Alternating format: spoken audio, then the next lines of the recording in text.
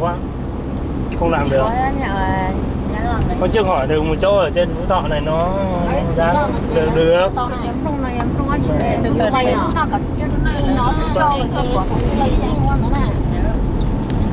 Có chắc này nếu mà có nguồn có chỗ mà mua cao á, thì cũng được phết đấy. Cũng làm ăn được đúng không? Tại vì vận chuyển từ trong đấy ra mà mình chuyển xe khách ấy, mỗi ngày mỗi lần chỉ chuyển khoảng 50 cân thôi. Đấy, mỗi cân nó mấy trăm nghìn mà. Mỗi cân mấy trăm nghìn, 10 cân mấy triệu. Đấy. Thế là 50 cân là cũng được mấy chục đấy hả? Đấy. À. Nói chung là nó không cồng cành, À. nó gọn mà cũng được. Mà mỗi lần mình vận chuyển khoảng 50 cân thì nó bắt được thì cũng chẳng nơi nỗi đi tù. Chỉ gọi là nó thu hàng đi thôi. Bao nhiêu cân thì tù? Ở trên 100 cân. Trên 100 cân à? Thế chở 99 cân. Đấy, tầm như thế là được. Và trên 100 cân mới tù thì chở 99 cân. Còn nếu mà trên 50 cân là sẽ bị xử phạt hành chính. Đấy, còn mình dưới 50 cân thì từ 50 cân qua đầu thì nó chỉ thu hàng thôi. Thế thì rủ một thằng nữa, mỗi thằng vác khoảng 49 cân. Đấy, nó hai thằng là được gần tạ. Đấy, nó bắt được thì nó chỉ thu hàng đi thôi, nó không mình không làm gì. Nó không xử phạt đâu. Đấy. Thì nếu mà tính ra cái giá trị mà mình cứ mỗi lần vận chuyển được 50 cân thì cũng được. Quá được. Được quá đi chứ không phải là cũng được nữa. Củ đậu này. Này bún nọ.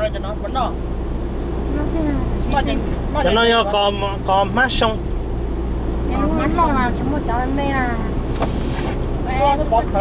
Ây giời, nó trên xe ơi. Thế em tính ra là nếu như ở trong kia thì tầm khoảng 1 cân là khoảng 160.000. Đấy, ở trong lấy ngay đây chỗ xô ấy, mình mang ra ngoài này được khoảng cân 300.000 thì cũng ổn.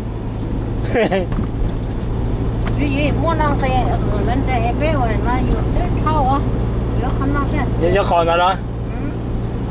Mà chiêm sao tao nói hết một bỏ đó. Chắc là hết củ đậu nữa rồi. Giờ qua rồi mấy bà này mua ăn. Không, thế nào thế này chả còn. Còn thì mình mua thế cho mấy bà.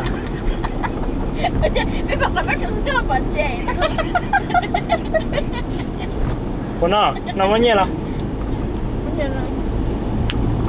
Để bọc kia trên đây kia dốt kia. Trên nè. Nó đi. Ơi một con tông sư. Cái con nó con tông. Nó chỉ đó. Nó con tông chứ chỉ là con mắt thôi. Tại nó mấy khó. Có con trong này người ta mình có đó không? Kia có này. Con tông thế nào? Mua được túi nhưng bà. Tí quá. Hả? Mất rồi. Có thật gì? Nó còn chốt cái